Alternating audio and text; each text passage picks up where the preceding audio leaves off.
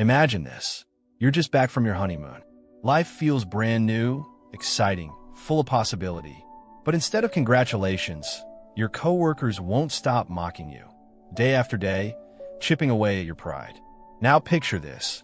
The one thing keeping you sane through endless dental visits, your wife peeling and slicing apples so you can eat without pain, suddenly becomes the very thing your bully weaponizes against you.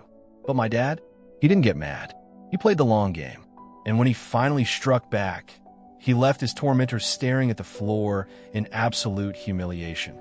If you've ever dreamed of seeing a loudmouth bully finally get knocked down a peg, you're in the right place. Hit that like button, subscribe, and buckle up because this is one of the most quietly savage revenge stories you'll ever hear. This isn't my story, it's my dad's. And it happened long before I was even born, back when he was a young newlywed. My dad, Dave, grew up during the Great Depression. And like a lot of kids from that time, he didn't always get the nutrition he needed. The price? Soft teeth. By the time he was in his 20s, dental work wasn't just an occasional inconvenience. It was practically a second job. Fillings, extractions, adjustments. He knew the dentist chair almost as well as his own living room.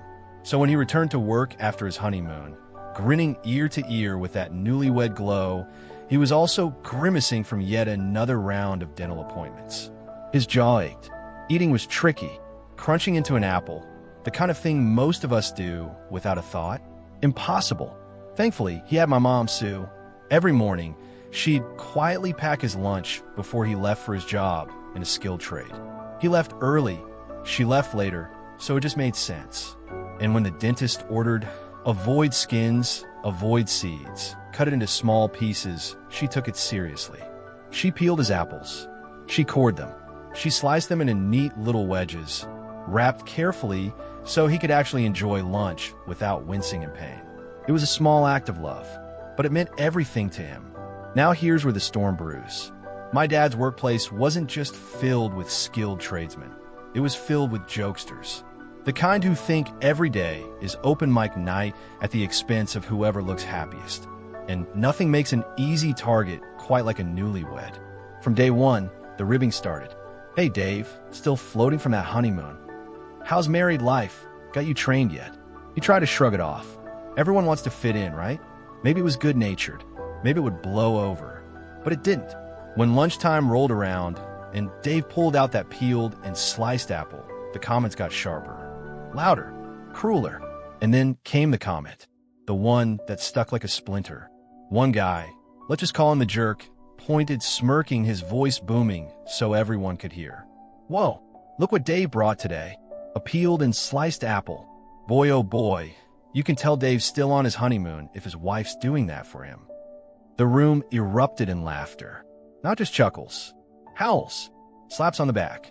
The kind of laughter that doesn't die down quickly, but echoes, stretching on just long enough to burn into your memory.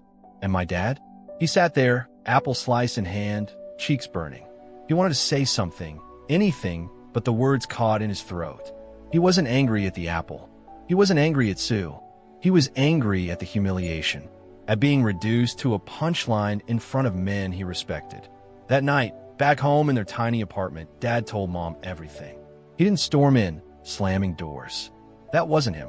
But she noticed the heaviness in his shoulders, the silence that hung in the room. Finally, over dinner, he admitted it. The teasing, the apple, the laughter. And then he said something that would change everything. Sue, I want to wipe the smirk off that guy's face. Could you do me a favor? For as long as I work there, no matter what, keep peeling and slicing my apples. Let's make him choke on his own words. Sue's eyes lit up. She wasn't just supportive, she was thrilled. She wasn't going to let anyone make her husband feel small. And so the plan began. Day after day, week after week, month after month. Sue packed that apple, peeled, cored, perfectly sliced. At first, the jerk kept at it. More laughter, more digs about honeymoon lunches. But slowly something shifted. The joke got old. The other guys stopped laughing. The jerk's comments started to land flat, like a bad comedian repeating the same tired punchline. And still, every single day, the apple appeared. Like clockwork. 2 years. 2 solid years of quiet, patient consistency. A long, drawn-out reminder that sometimes the sweetest revenge is just refusing to break. And then came the day Dad was leaving that job. His last shift. His last lunch break with those guys. That morning, Sue packed the apple like always, peeled, cored, sliced. At noon, Dad sat down with his coworkers. He could feel the weight of the moment. He reached into his lunchbox. Slowly, deliberately, he pulled out the apple slices. The jerk looked up, expecting nothing.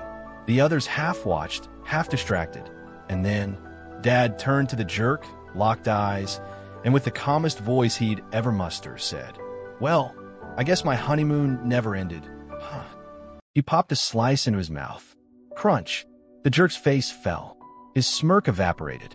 His head dropped, eyes fixed on the floor.